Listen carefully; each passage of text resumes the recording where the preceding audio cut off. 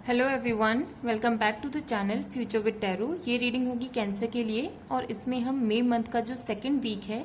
Means 9th of May से लेकर 15th of May तक का जो टाइम पीरियड है उसके रिगार्डिंग मैसेजेस देखने वाले हैं। तो पहले जो दो कार्ड हैं आपके 8 ऑफ पेंटिकल्स और 7 ऑफ सॉर्ड्स का कार्ड है, तो ये शो कर रहा है आपकी प्रेजेंट एनर्जी। तो एक सबसे क्लियर मैसेज ये है कि आपकी लाइफ में किसी ने आपको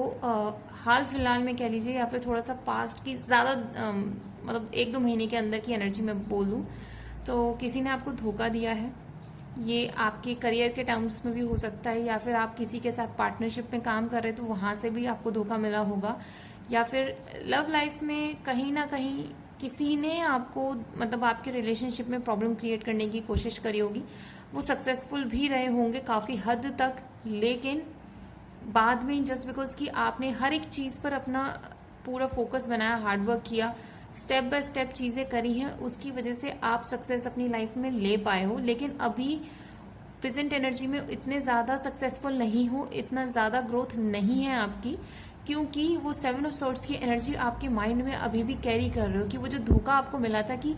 मिला ही क्यों, मेरे साथ ऐसा क्यों हुआ, जबकि मैं अपनी चीज़ों को बड़े तरीके से सीधे सीधे तरीके से करता हूँ, स्टिल मेरे साथ ये चीज़ें हुई। तो कहीं ना कहीं वो माइंड में स्ट्रेस अभी भी चल रहा है आपके। और 8 ऑफ पेंटिकल्स की प्रेजेंट एनर्जी शो कर रही है कि भले ही आपके पास्ट में जो भी प्रॉब्लम्स आई हूँ, अब आपने ये सोच लिया है कि उन चीज़ों को मैं नेग्लेक्ट करूँगा और सिर्फ फोकस करूँगा अपने काम पर, या जिस चीज़ से मुझे खुशी मिलती है मैं वो चीज़ करूँगा। नेक्स्ट कार्ड है 8 ऑफ वॉन्ड्स का और 5 ऑफ वॉन्ड्स का। तो ये शो कर रहे हैं आपकी लाइफ का प्रॉब्लम एरिया। सबसे मेन प्रॉब्लम ये है कि आपका जो है काफ़ी फाइट होती होंगी अपने आसपास के लोगों से, मीन्स लोग आपको समझ नहीं पाते होंगे, भले ही आप कितना ही सही तरीके से लोगों को समझा लो, मतलब कहीं ना कहीं आपको तलवार उठानी ही पड़ती होगी, मतलब एक कहते हैं ना कि नेगेटिव अप्रोच अपनानी ही पड़ती होगी आपको। और कहीं ना कहीं लोग अभी भी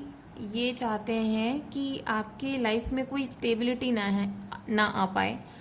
और 8 ऑफ वॉन्ड्स को अगर मैं प्रॉब्लम वाइज देखूं तो अभी आपको कोई मूवमेंट नहीं शो हो रहा होगा अपनी लाइफ में, कोई न्यू कम्युनिकेशन जिसके लिए आप वेट कर रहे हो कि कहीं से रिप्लाई आए तो आप फिर चीज़ों को आगे बढ़ाओ, तो वो चीज़ नहीं आपको दिख रही होगी। या फिर कोई भी न्यू स्टार्ट फाइनेंसेस में, आपके करियर में, आपके पर्सनल लाइफ में कह लीजिए, मतलब अभी ओवरऑल आपकी स्टक वाली जो एनर्जी है, भले ही आप कितना ही हार्डवर्क क्यों ना कर रहे हो, अभी ये प्रॉब्लम एरिया है आपका। और थोड़ा सा अपने कलीग से ज़रूर बच के रहिए, क्योंकि 5 ऑफ वॉन्ड्स भले ही ये शो कर रहा है कि साथ में लोग आप मिलके काम कर रहे हो, बट ये कहीं ना कहीं धोखा हो सकता है कि जो लोग आपके साथ में हैं अभी भी वही same negative mental state carry कर रहे हैं आपको हर्ट करने के लिए। नेक्स्ट कार्ड है लवर्स का और क्वीन ऑफ सॉर्ड्स का। तो ये शो कर रहा है कि आपको किस चीज़ पर काम करना चाहिए। सबसे पहली बात तो आपका जो रिलेशनशिप है ना, भले ही पास्ट में उसमें लोगों ने प्रॉब्लम क्रिएट करी हो, स्टिल आपके जो पार्टनर हैं कहीं ना कहीं उनके दिल में आपके लिए एक वो रिस्पेक्ट है, वो एक अंडरस्टैंडिंग है, वो एक समझ है कि ठीक है एक चांस और देते हैं, या फिर अभी चीज़ें उतनी ज़्यादा नेगेटिव नहीं हुई हैं, शायद चीज़ों को बात करके, क्योंकि क्वीन ऑफ सॉर्ड्स आया ना, तो इसमें शो हो रहा है कि आपको एक दूसरे से बात करके अपनी चीज़ों को सॉल्व करना होगा, सॉर्ट आउट करना होगा। लेकिन कहीं ना कहीं अभी भी आप जो है ना, जो फ्रस्ट्रेशन की वजह से जो अपनी बोलने का तरीका है वो बहुत ज़्यादा स्ट्रेट फॉरवर्ड है, कोई उसमें मिठास नहीं है। थोड़ा सा आप इस चीज़ पर काम करो, अपनी कम्युनिकेशन स्किल्स पर। और अभी फ़िलहाल इस वीक में आप सिंगल हैंडेडली काम करो, किसी को अपने साथ मत इंक्लूड करो, किसी के ऊपर भरोसा मत करो, जितना हो सके ना। मैं ये नहीं बोलूँगी कि बिल्कुल ही स्ट्रेस लेके चीज़ें करो, बट स्टिल कहीं ना कहीं कुछ ऐसी इंपॉर्टेंट चीज़ें जो कि आप ग्रुप में नहीं शेयर कर सकते, तो ज़रूरी नहीं है कि उनके साथ शेयर करो। आप कुछ चीज़ों को आपको छुपा के रखना है, कुछ चीज़ों के ऊपर जो भी आप काम कर रहे हो, अपने आपके जो प्लान्स हैं या फिर जो चीज़ें आप कर चुके हो ना, शेयर करने की ज़रूरत नहीं, उनको संभाल के रखो। और कुछ लोग प्लीज़ अपना एक अलग से सेविंग अकाउंट क्रिएट करो, उसमें भले ही 1 रुपया डालो, 10 रुपये डालो, मुझे नहीं पता, बट कुछ ना कुछ आप अपना अलग से सेव करो, जिससे मतलब किसी को भी नॉलेज ना हो, इवन आपकी फैमिली में भी नहीं नॉलेज हो। थोड़ा सा आपको ये करना पड़ेगा, क्योंकि आपके आगे के टाइम के लिए बहुत हेल्पफुल होने वाला है ये चीज़। नेक्स्ट कार्ड है 10 ऑफ वॉन्ड्स का और हैंग्ड मैन का, तो ये आपकी स्ट्रेंथ को शो करता है। मीन्स हार्ड वर्किंग तो आप बहुत ज़्यादा हो, आपको जो रिस्पॉन्सिबिलिटीज़ दी जाती हैं आप उसको पूरे अच्छे तरीके से निभाते जाते हो, और उसका रिजल्ट ये होता है कि एटलीस्ट आपकी फैमिली बहुत ज़्यादा सेटिस्फाइड है आपसे, और ये आपकी स्ट्रेंथ में आता है। मीन्स हार्ड वर्किंग इंसान होना। दूसरा, हैंग्ड मैन जब भी स्ट्रेंथ वाली पोजीशन में आए तो इसका मतलब ये है कि आपके पास नॉलेज बहुत है, एक्सपीरियंस बहुत है, और ये जो नॉलेज है आपने खुद से एक्वायर करी है, किसी की लल्लो चप्पो करके या फिर किसी के आगे झुक कर, ये सारी चीज़ें करके नहीं। जो भी नॉलेज आपने बुक से ली है या फिर लोगों को देखकर उनको समझ कर ली है, ठीक है। और इसी की वजह से जब आपको ऐसा फील होता है कि कहीं आप लाइफ में स्टक हो या कोई प्रॉब्लम है, तो लोगों से हेल्प मांगने की जगह आप थोड़ा सा अकेले में टाइम स्पेंड करना ज़्यादा पसंद करते हो, और उन चीज़ों का सॉल्यूशन खुद निकालना ज़्यादा पसंद करते हो। और यही बेस्ट पार्ट है आपका, क्योंकि ऑलरेडी आप देख सकते हो 7 ऑफ सॉर्ड्स है, 5 ऑफ वॉन्ड्स है, तो ये शो तो क्लियरली कर रहा है कि आपके आसपास के लोग नेगेटिव हैं और नहीं चाहते कि आप ग्रो करो। कहीं ना कुछ नेगेटिविटी तो है आपके एनवायरनमेंट में, और इसी वजह से आपका जो ट्रस्ट है लोगों के ऊपर से धीरे धीरे उठ गया। आप खुद ही क्वीन ऑफ सॉर्ड्स की एनर्जी में आ गए हो कि भाई जितने भी एनिमी हैं मैं उनको जबान से ही दूर कर दूंगा, इस तरीके की नेगेटिव चीज़ें बोल के। तो थोड़ा सा ये भी आपकी स्ट्रेंथ में बोल सकते हैं। जो आउटकम है वो है हायरोफेंट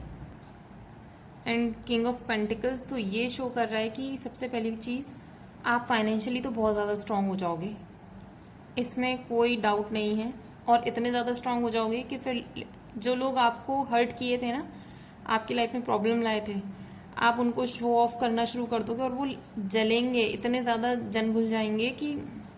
ये सोचेंगे कि भाई काश हमने इसके सामने एक फेक इमेज क्रिएट करी होती तो कहीं ना कहीं अब ये हमें सपोर्ट कर देता, क्योंकि ये स्टेबल, इतनी ज़्यादा स्टेबल वाली पोजीशन पर है कि इसने लाइफ में अच्छी अच्छी चीज़ें जो हम सोचते हैं वो उसने एक्वायर कर ली हैं। दूसरी चीज़ ये भी है कि आपका जो आउटकम है ना, तो उसमें ये क्लियर मैसेज है कि आप जो भी स्टेप्स लो, फ्रस्ट्रेशन में आकर कोई गलत कदम मत उठाना। जो भी सोसाइटी के नॉर्म्स हैं उनके हिसाब से, या फिर जो एक गवर्नमेंट की तरफ से एक क्लियर पाथ होता है वो चीज़ें फॉलो करो, या फिर आपकी जो फैमिली ने आपको बोला है कि इस तरीके से आप चीज़ें करो। मीन्स जो एक सीधा साधा रास्ता होता है ना, वो आपको अपनाने की ज़रूरत है, और कुछ भी नेगेटिव तरीके से आपको कोई काम करने की ज़रूरत नहीं है। दूसरा, आपकी लाइफ में अगर आप चाहते थे कि कोई किसी वोकेशनल ट्रेनिंग के लिए आप जाना चाहते हो या हायर एजुकेशन के लिए जाना चाहते हो, तो वो भी आप कर सकते हो। इसमें आउटकम में ये शो हो रहा है कि वो हेल्प करेगा आपको। दूसरा, एक मैसेज और है जो कमिटेड रिलेशनशिप में हो, कि आपका रिलेशनशिप अच्छा है, नो डाउट। सारी चीज़ें अभी फ़िलहाल आपने दोनों ने मिलकर बहुत मेहनत करी हुई है, और आप उस रिलेशनशिप को आगे ले जाना चाहते हो। बट कहीं ना कहीं आपके माइंड में फियर है कि अगर आप मतलब एंगेजमेंट करते हो या फिर शादी करते हो, तो उसके बाद की जो रिस्पॉन्सिबिलिटी है क्या आप दोनों मिलकर उठा पाओगे। तो माइंड में ये थोड़ा सा ये क्लैश चल रहा है। तो इसके लिए एक चीज़ बोलूँ, आप अपनी फैमिली को जाओ, बात करो, उनसे चीज़ें शेयर करो, और अगर शादी करने की सोच भी रहे हो तो थोड़ा सा लव मैरिज के साथ साथ अपने पेरेंट्स को मनाकर उन्हीं की अप्रूवल की मदद से आप करना। तो ये जो रिस्पॉन्सिबिलिटीज़ की वजह से आप अभी थोड़ा सा स्टक हो ना, ये इजी हो जाएंगी, आपकी फैमिली आपको इसमें सपोर्ट करेगी। तो ये रीडिंग अगर आपके साथ रेजोनेट की हो तो do like, share, comment and subscribe to my channel future with tarot.